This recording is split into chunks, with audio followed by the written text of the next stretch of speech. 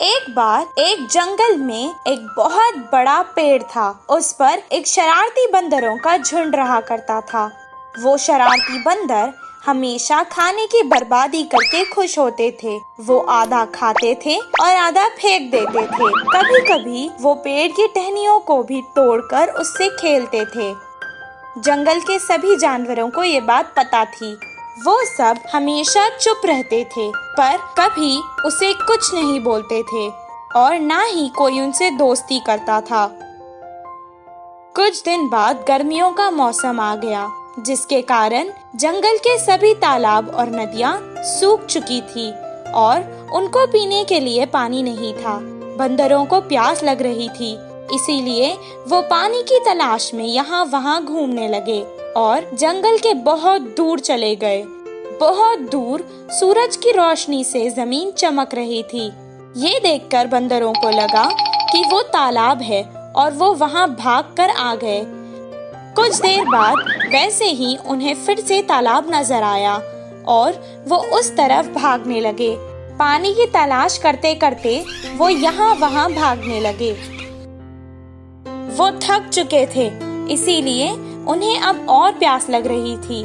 उनकी जबान सूख चुकी थी और गर्मी के कारण उनका सर फटने लगा और उनके पैरों में छाले पड़ चुके थे।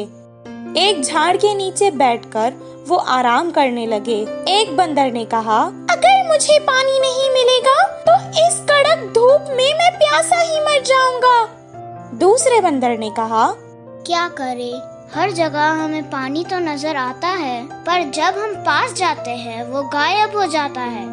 वहीं पेड़ के पास खड़ के एक हाथी उनकी बातें सुन रहा था। वो उनकी मदद करने के इरादे से उनके पास आया और कहने लगा, मुझे तुम लोगों पर बहुत तरस भी आ रहा है और हंसी भी आ रही है। क्या सूरज की चमक और पानी में तुम्हें फर्क नहीं पता? उस चमक को तुम पानी समझ बैठे। यहीं पास में एक तालाब है, वहाँ जाकर अपनी प्यास बुझा लो।